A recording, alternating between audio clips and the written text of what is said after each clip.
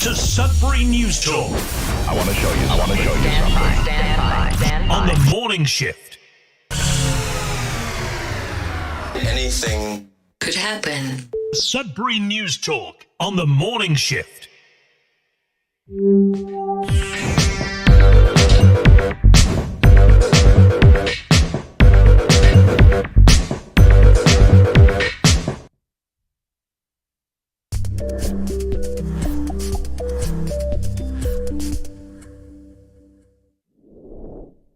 Hey, good morning. Welcome to Sudbury News Talk on the morning shift. I'm AJ Walsh. Glad to be here with you. Thankful that you're here with us. It's going to be a great show on this August the 14th, Tuesday, August the 14th, Wednesday, August the 14th, 2024. We didn't have a show yesterday, so that's probably why I'm saying Tuesday.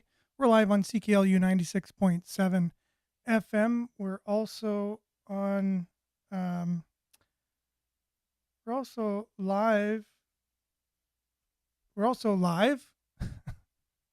on CKLU streaming. It's just a pop-up came up on my weather site that I've never seen before. I didn't know if I was giving away by accepting the terms and conditions. I didn't know what I was accepting, but doing it on the fly, hopefully I didn't accept anything that's going to come back and bite me. Anyways, we're also streaming at cklu.ca. Click on the Radio Player Canada app, and you can stream us. You can also download the same Radio Player Canada app. Take us with you and listen to us anywhere, anytime on your favorite device. And we're also streaming live at facebook.com/Sudbury News, youtube.com/Sudbury News. So make sure to like, share, subscribe, follow the page and the channel. And if you share it, it gets out to more people so more people can be part of the conversation. This is your conversation on your station, CKLU 96.7 FM. We've been around since 1984. Started off in a humble trailer, Ramsey Lake Road, up on the hill, on the Laurentian's property there, Laurentian University. And now we're broadcasting from the old Telegraph building, part of the new MacEwan School of Architecture on the corner of Elgin and Elm Street, downtown Sudbury. So when you're on the website, cklu.ca, make sure to buy some merch to support the channel. You know, they got some really cool shirts and mugs and hats and things like that. Really cool shirts, by the way. So if you're looking at supporting the station, you can do it that way. You can also just drop us a donation. Just hit the donation button, and whatever you feel can go towards keeping the station on the air, keep the lights on, keep the equipment working. We really appreciate that. So, and we appreciate you. This is your conversation, like I said. So make sure to comment. That's the most important thing. We'll do our best to get your comments up on the screen for those watching, and for those listening, we'll do our best to read as many of them as possible. We have a great show for you today. As usual, we got off to a little bit of a late start, so we'll get going right now with a little bit of your weather. We'll be back right after this.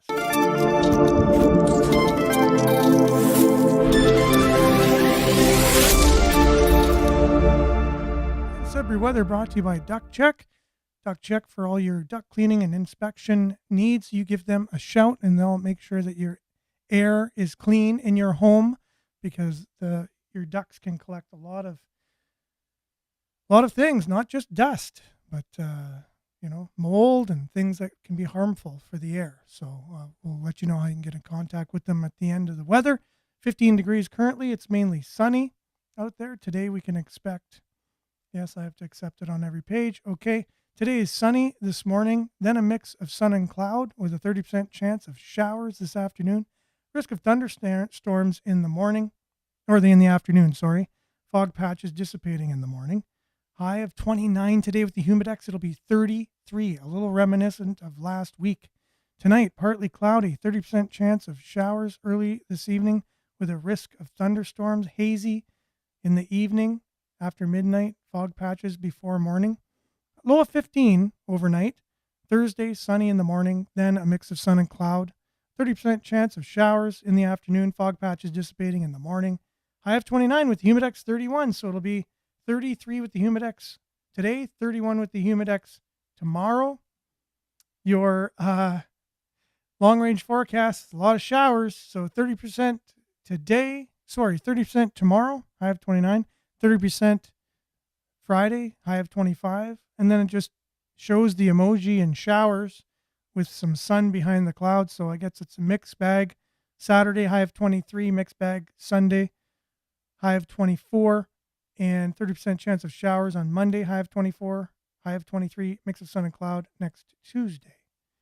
Look at your satellite taken at 4:30 a.m. this morning. Whatever. And a little bit of clouds just over our area kind of thing, clear everywhere else. So it's an interesting looking satellite. That's your Sudbury weather, brought to you by Duck Check, serving Sudbury and Muskoka areas. Give them a shout, 705-918-4848 or duckcheck, D-U-C-T, check.com. Let them know that we sent you. Get $100 off your next duck cleaning and inspection. And you ask for Steve, and Steve will take care of you. All right, we'll be back with news, headlines, your comments, and more right after this.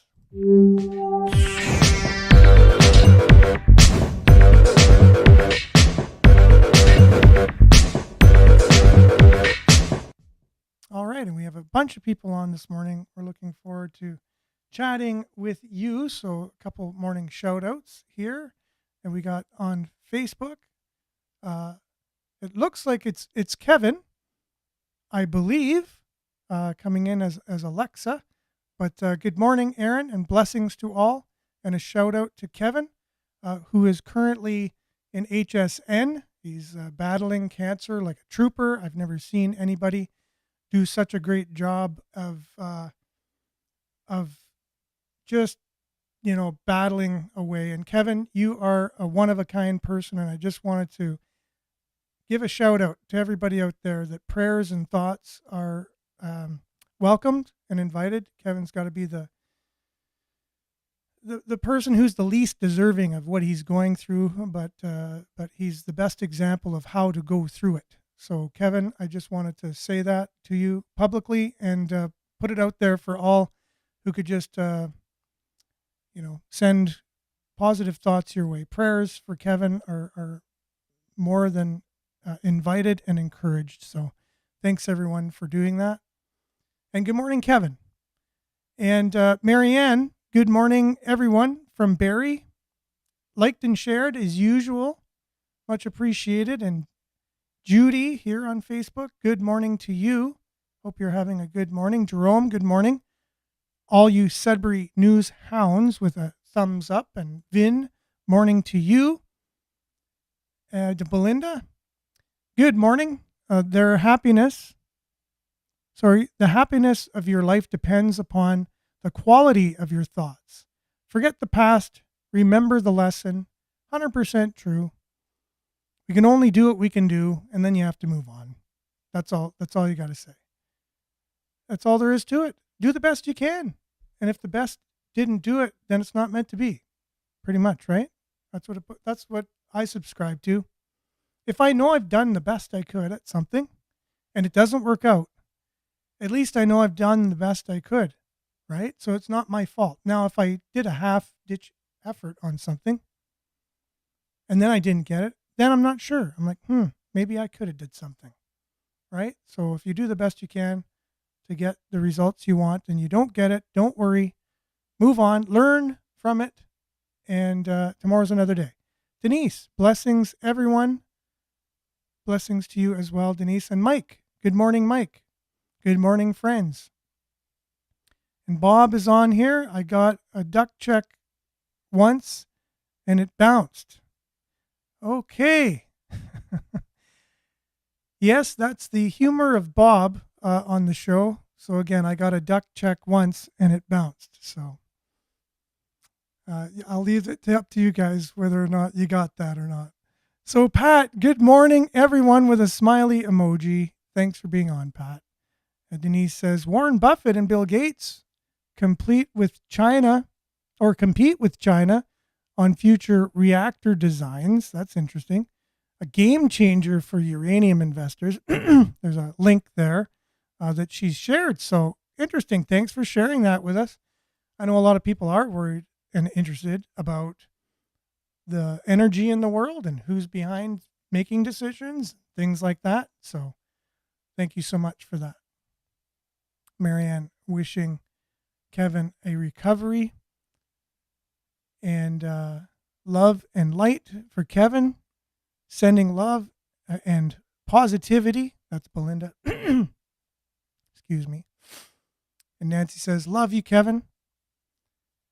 And good day, everyone. Monique with a heart emoji.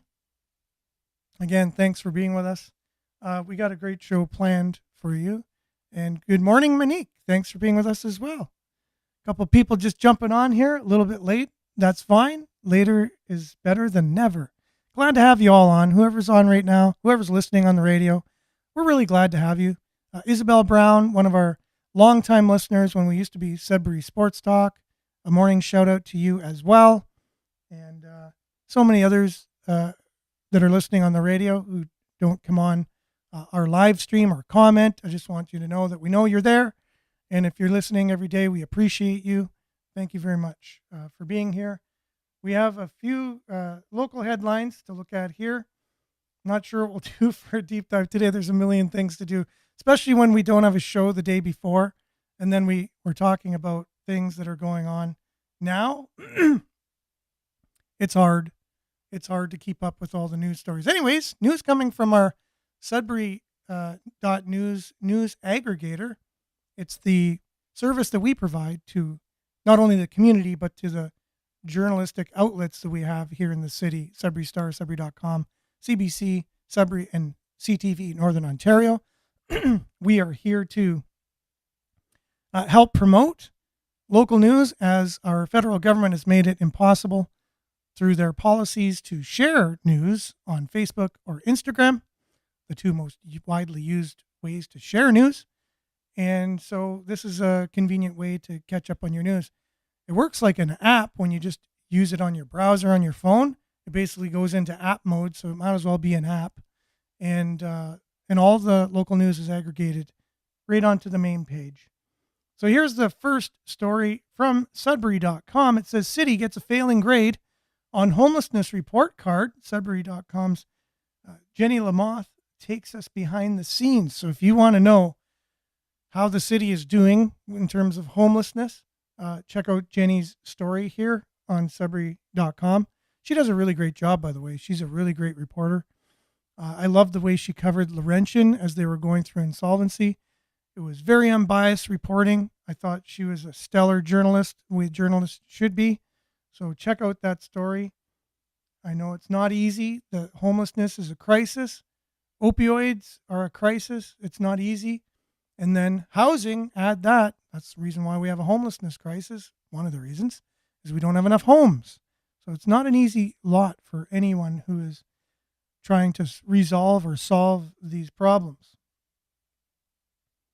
So from CBC, it's a struggle. Rising cost of living makes for a difficult back-to-school season. One of Sudbury's students says it'll be particularly difficult to get what she needs for the new school year. This is a local organization. This, as a local organization, ramps up their efforts to secure supplies for low-income families. And there's also a backpack initiative. There's a partnership with a group from Barrie that Sudbury's undertaken to fill some backpacks for students as they go back to school. So that's really cool. And it is harder these days to just afford bare necessities. Remember when the day was, you just went out a couple of weeks before school or a week before school and you got all your school supplies? And most of us didn't need to talk to an organization or put our names in to get our children's school supplies, or us as children. Some of us maybe, but it was very rare.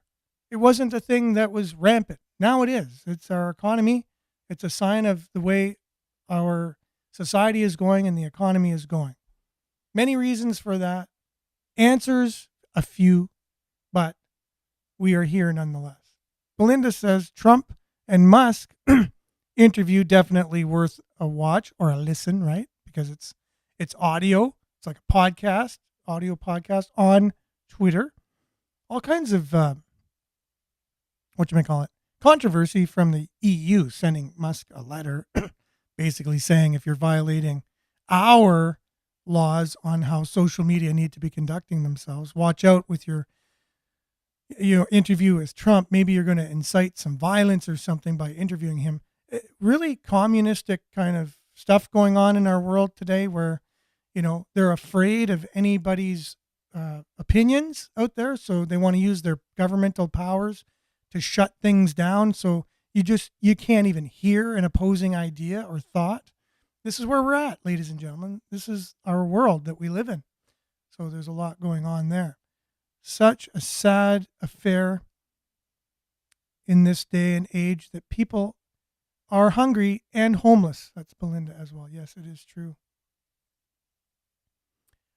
So Denise says, I witnessed the dentist starting to refuse welfare disability patients, but they were happy at the hospital to give them painkillers for dental pain that they can't get away from, turn them into junkies.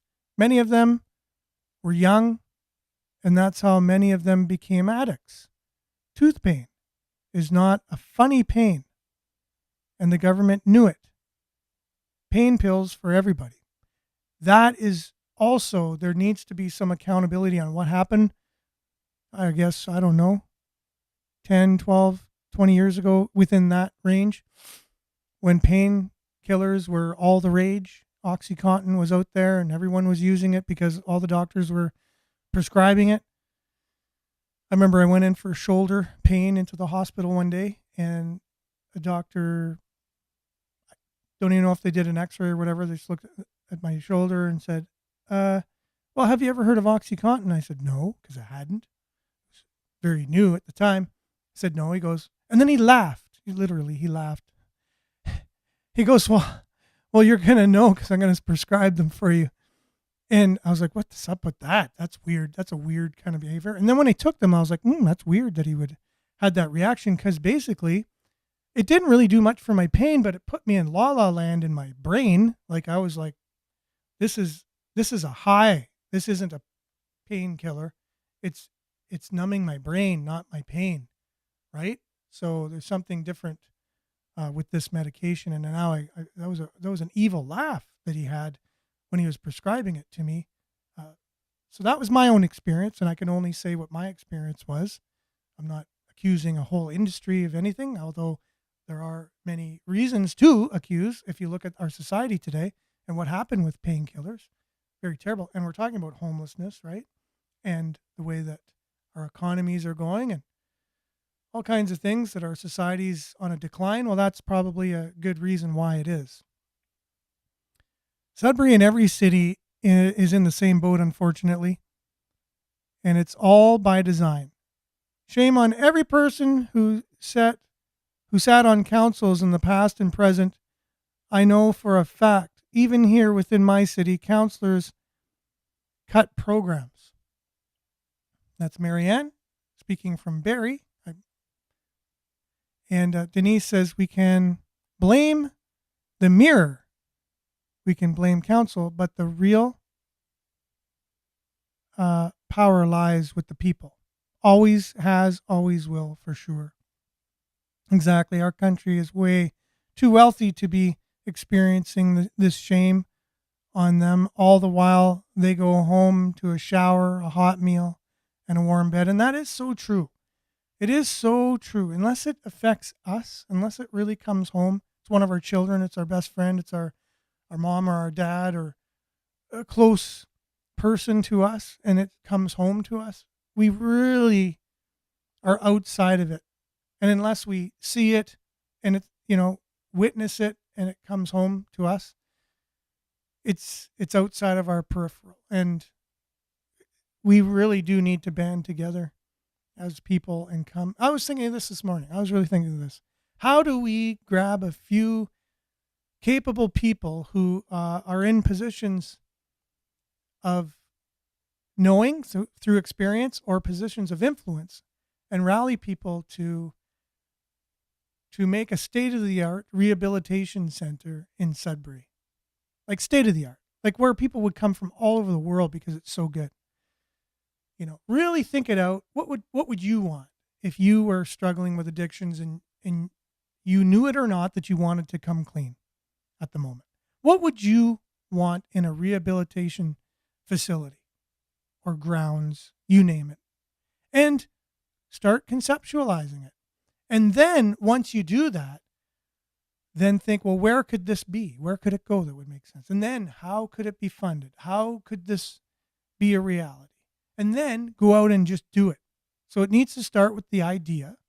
Then the idea needs to turn into some ideas on paper. And then people who can make this happen need to be brought to the table. And then once that's done, then it's the people that are in the positions that need to approve, like governments, city, provincial, federal, just the reality we live in these days, then move forward and watch what would happen. Watch what would happen to our city, honestly. Rehabilitation being the focus. And different steps, like let's say you're totally not willing to rehabilitate, well, then maybe there is a safe injection side to this. But that's not the end all of it.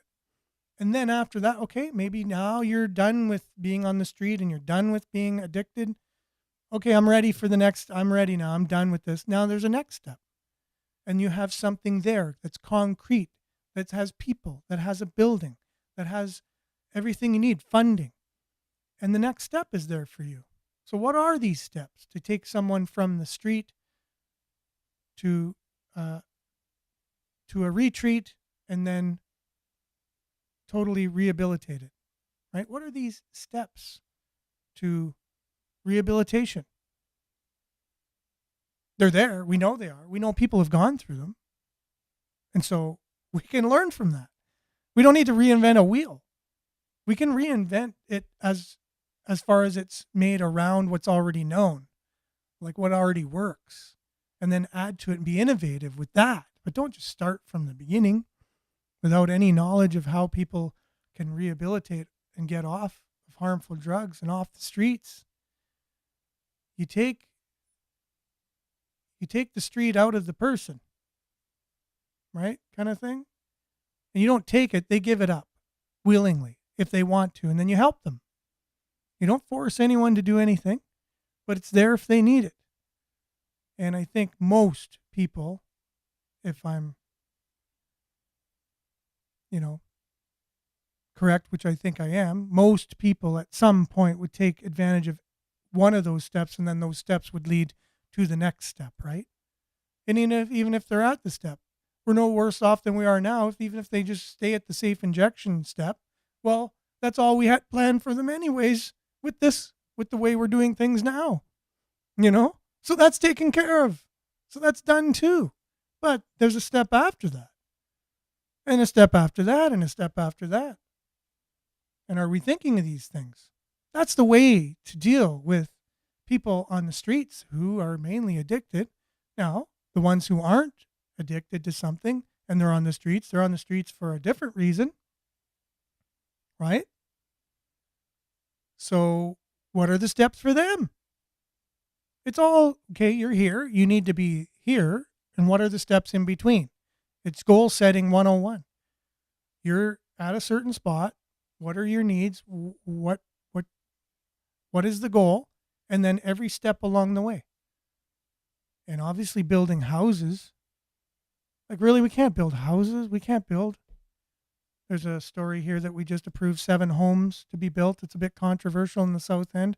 7 homes isn't going to help the struggles. These people on the streets aren't going to be able to afford the homes in the South End, So, and then we have the Lorraine Street project, which is a start. It's good. It's a start, obviously. We need sufficient housing that has sufficient heat in the winter. We live in a very cold climate here.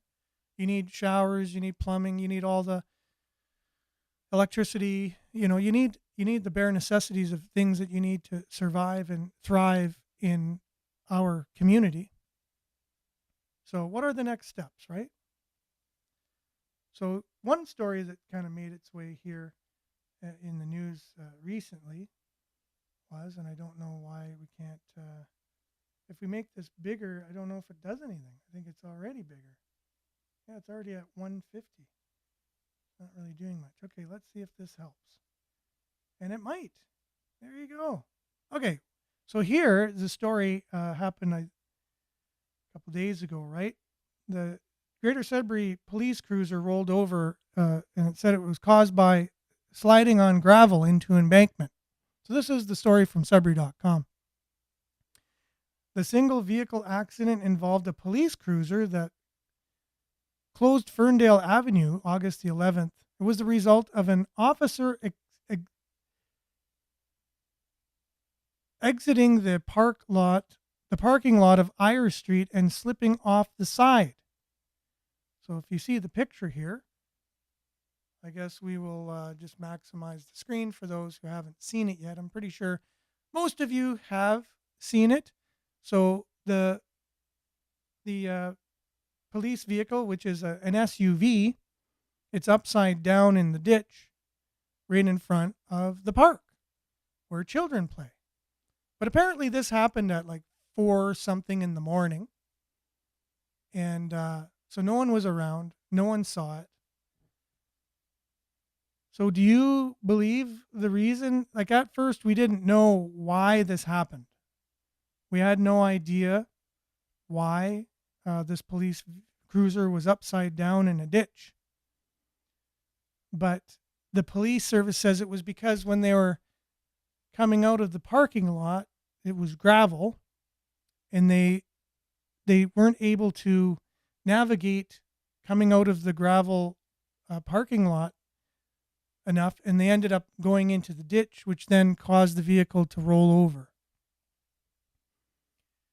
So you can just imagine some of the comments coming from this. We just posted you're not allowed to share news on Facebook, but I can take a screen capture of the story from Sudbury.com and post the picture of it, just a headline basically, right? And then people then can go to Sudbury.com and see the story if they want, or just comment on the picture that I posted.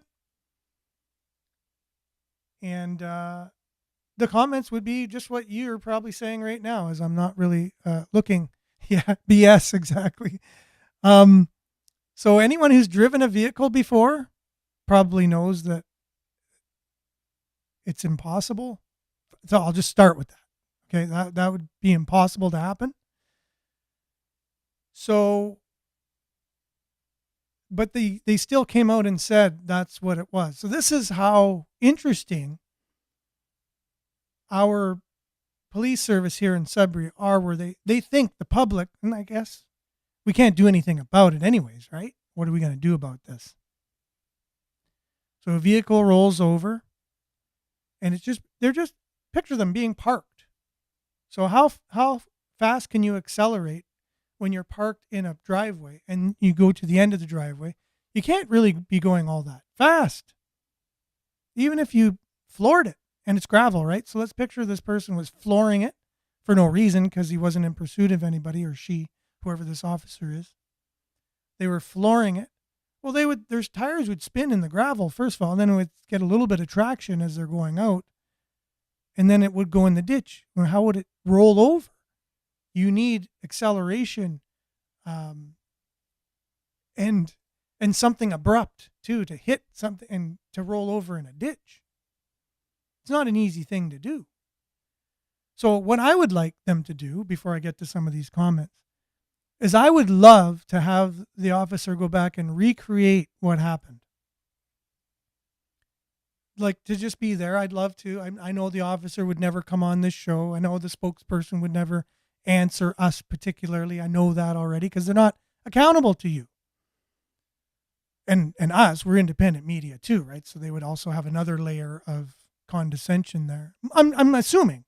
But if you're listening and you want to come on the show or invite us, we can take our camera there. We'll do a live. We'll live stream it, and we'll have you go through exactly what happened. Like they would do with anyone else. So any charge is going to be laid here. I remember I had an accident where I was speeding. So I'm admitting I was doing something wrong. I was breaking the law of speeding. I had a delivery business at the time. It was very icy, black ice. and I was out there on Regent Street between York Street and Walford Road.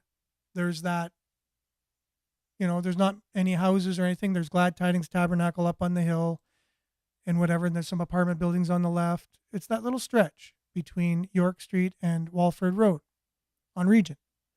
Anyways, hit black ice. Did a few spins, hit the snowbank, and rolled over the snowbank. And I ended up upside down.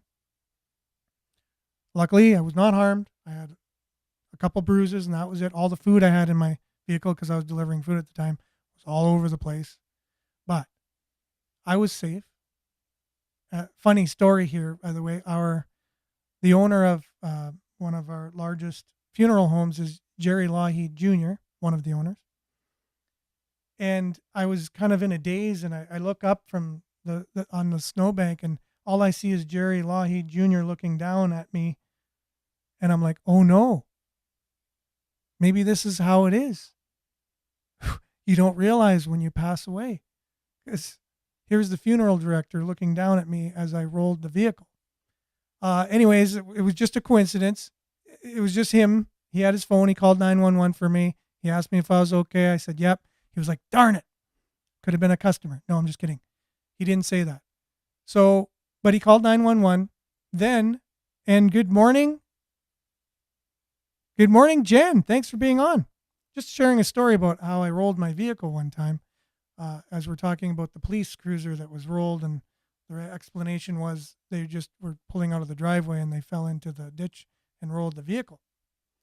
So anyways, so the police officer comes and asks me some questions, and I said, obviously then, he goes, how fast were you going? I said, I wasn't going all that fast, but I hit the black ice and I rolled over. And he's like, yeah, you weren't going all that fast.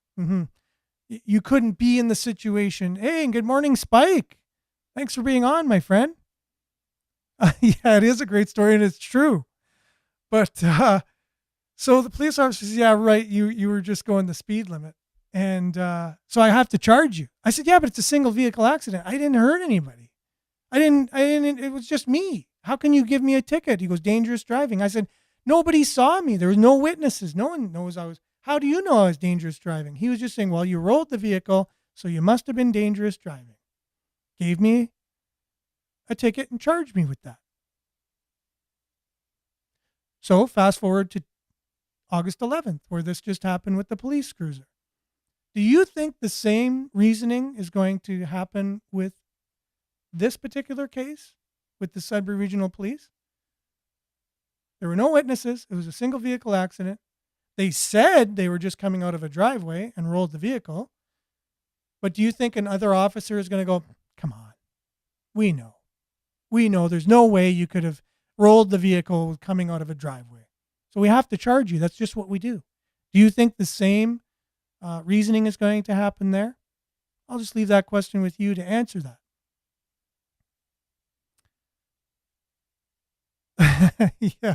Yeah, it's true. Jerry was there, and I don't know if he would even remember that. Well, he must. You'd think you'd remember coming across somebody who's flipped over on the road and calling 911. Anyways, so someone here, I'll just read the first comment. If it happened on Ferndale and Minnow Lake, but speaking of Eyre Street by Kathleen Street, I thought the same thing too. Is there 2 Eyre Streets in Sudbury or something? It happened in Minnow Lake. I have the same unfinished driveway with a huge ditch just off Bancroft. Many people drive into it every winter just for fun. It happens. They could slide into it. Backing up sometimes, I guess. One ripped off their door against the water main, but so far, no one has flipped over yet. We know police make up their own stories, right? Well, that's what happened.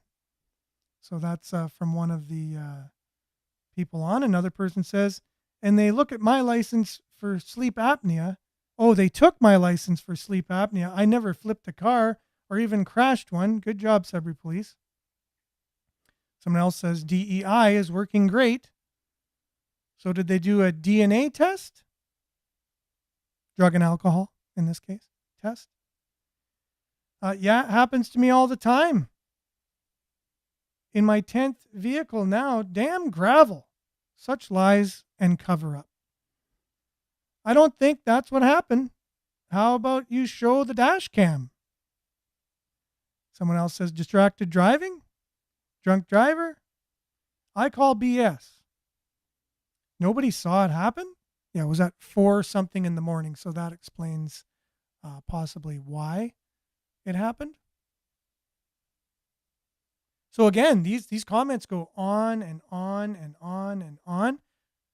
One person kind of stood up for the police and said, we're always giving them a hard time. Come on, lay off a little bit, kind of thing, which I do agree with too. But at the same time, when a hard time's needed, a hard time's needed. When a hard time's not needed, lay off. But in this case, we call BS, I think, right? So all in favor? All right. And Miles, good morning. Just checking, waiting for physio in the waiting room. With my surgery, I can drive until the surgeon lets me. There you go. So here you go. There's more on this. I just think it's insane. Okay, right. If that were one of us, there would be charges. I guess I expected excuses. They let things go if you have money or you're a cop.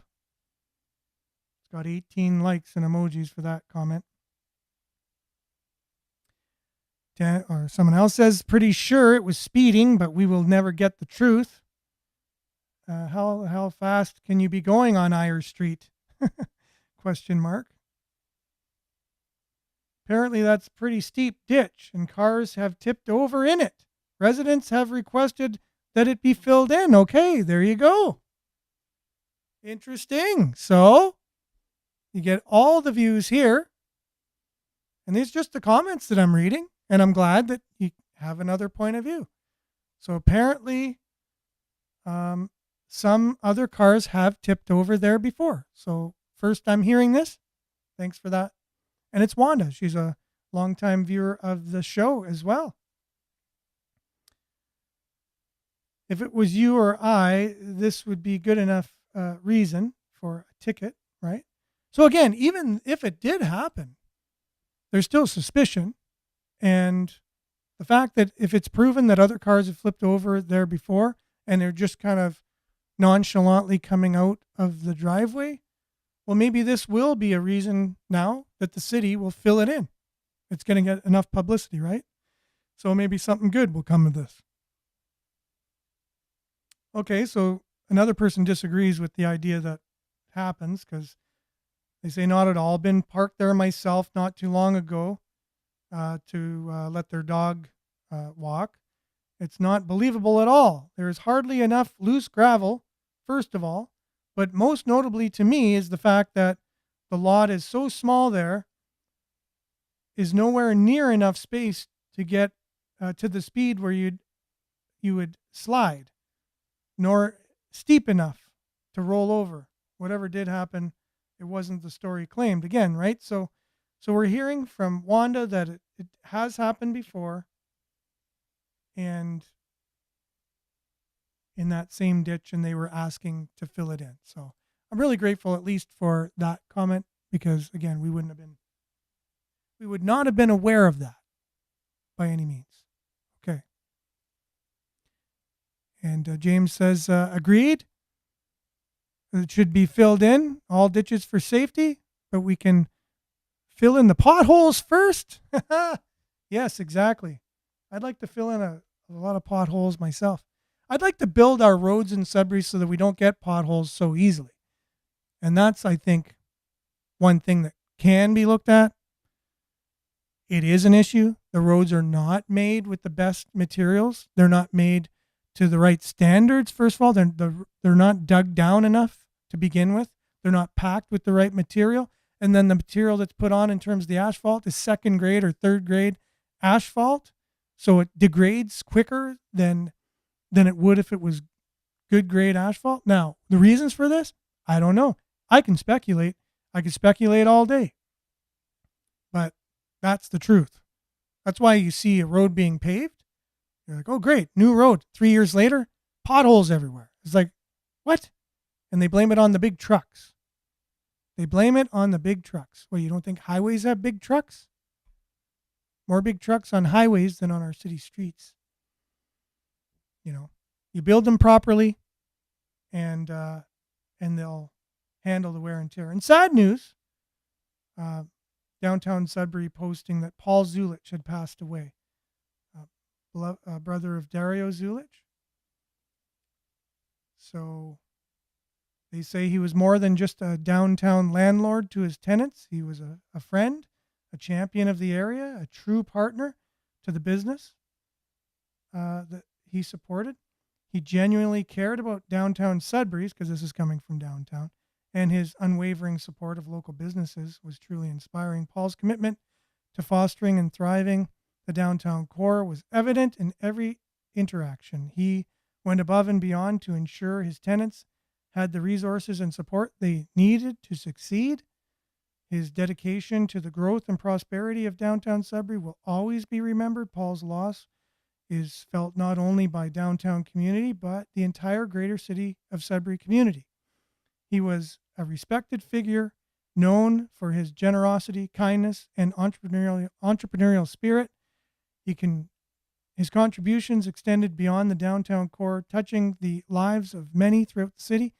Paul will be profoundly missed by all of us. Our heartfelt condolences go out to his family and friends during this difficult time, and we add our condolences as well to that of downtown Sudbury. And sad news there. So deep diving today, we got our pick here of what we can look at in terms of the world we live in, and some of the things we can talk about.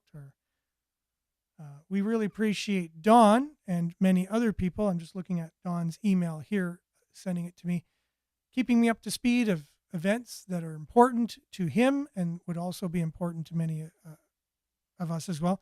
If you have things that you feel that you would like us to cover on the show, send us the email at sudburynews at gmail.com, and we'll do our best.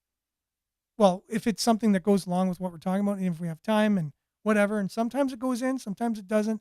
How many things are going on in the world right now? Like, there's millions.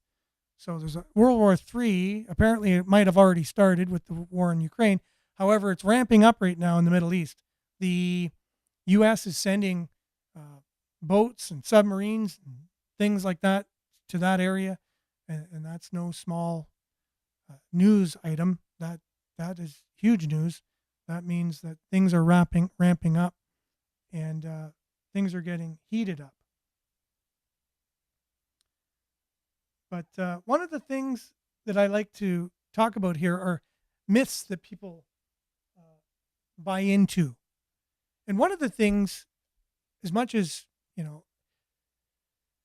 we talk about it all the time, how movements have been hijacked. Like, people want to get behind things. People want to rally. They want to help our society. They want to believe in things that are pure and true, and they want to get out there and assist in things like that. But a lot of times, something that's very pure and true and honest as a movement, which we have, like Black Lives Matter, the Pride movement, things like that, women's, lib, they can be politicized and weaponized and not quite looked at in the way that is truthful.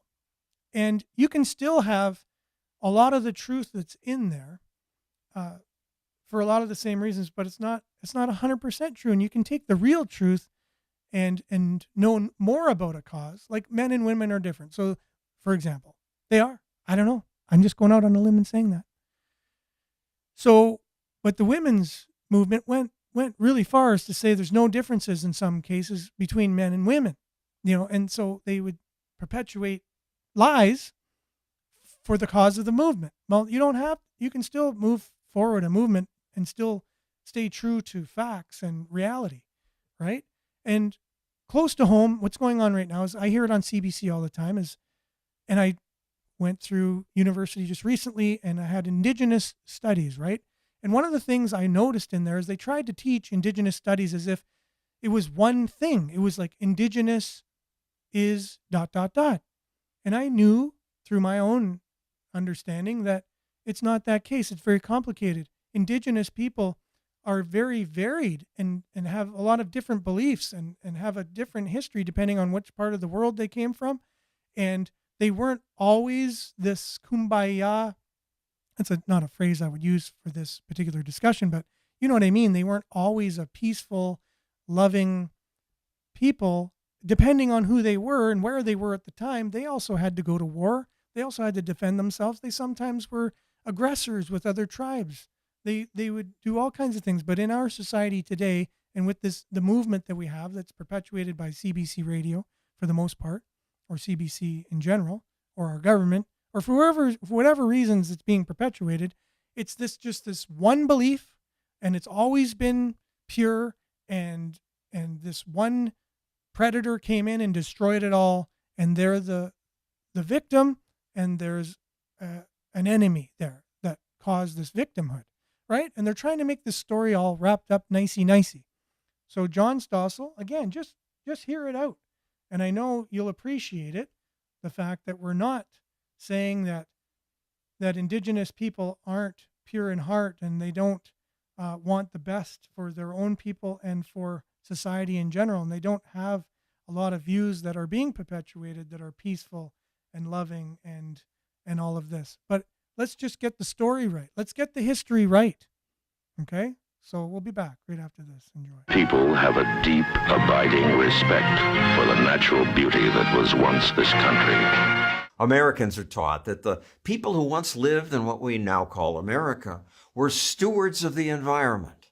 They had an ancient respect and connection to the land and water. Disney movies made that their message. I know every rock and tree and creature has a life, has a spirit, has a name. No, I don't think Native American hunters gave names to every rabbit in the woods around them. No, that's not a real thing that happened. Political science professor Wilfred Riley's new book is Lies My Liberal Teacher Told Me. We've gone into almost this cult-like romanticization of the natives who were great warriors and poets, but I mean, who hunted buffalo by driving herds of them off of 100-foot-tall cliffs. Yet government guides for teachers say Native Americans lived in harmony with nature.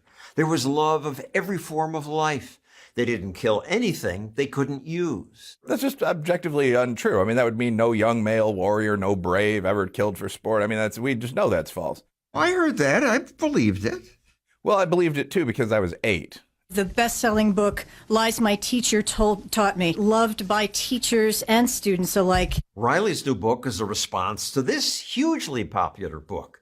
It correctly points out that American textbooks and media portrayed Columbus simply as a hero. Land out! Hooray for Admiral Columbus! Textbooks ignored Columbus's brutality and enslavement of Indians. Columbus himself wrote about his slaves, saying, Indians make all our food, extract gold from the mines, and perform all other labors. The book was valid, right? Kids were being taught that Columbus is wonderful. I don't necessarily think your focus should be white and native atrocities against one another in a 6th grade class. Today, students are rarely taught that natives also took slaves and considered them objects of wealth. The morality of today didn't exist anywhere in the world until about 60 years ago. White people did murder the natives cruelly. What's the harm in sending a counter message? You don't need a counter message. No one denies that whites and Native Americans killed each other. Sure, in 1970 in some southern schools, people might have been taught a jingoistic view of American history, but the reverse has been true for 40 years. He says the old myths don't justify new ones, like the ones spread by today's social media influencers. We know firsthand how to live in harmony with the natural world. In fact, we did so since time immemorial. In reality, natives manipulated their environment.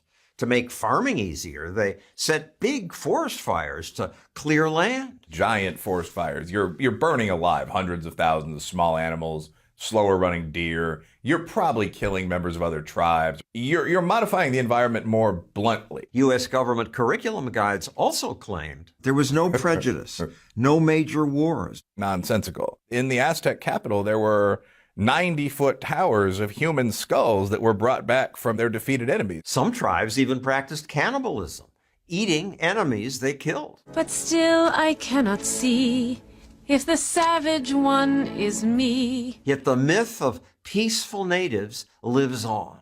You don't know.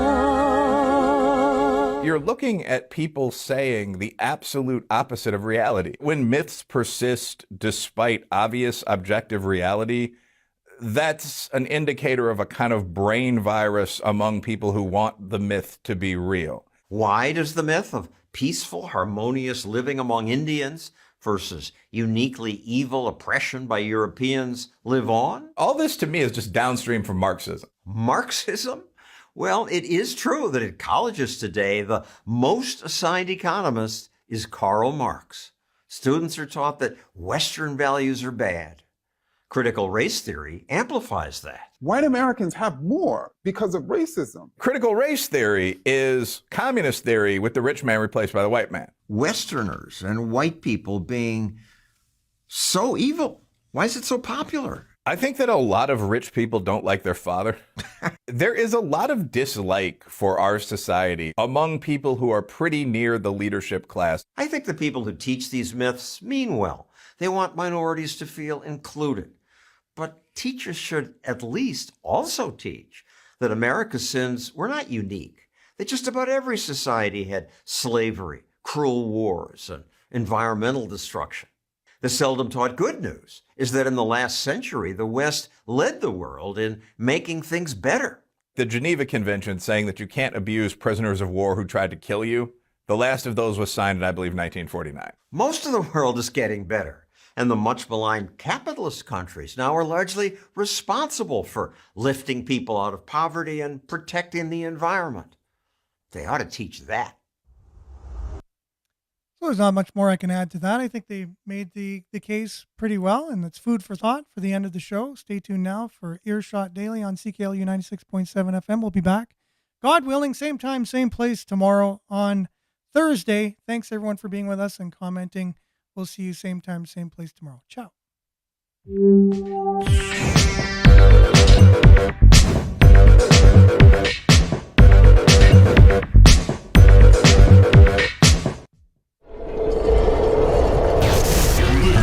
This is Sudbury News Talk on the morning shift.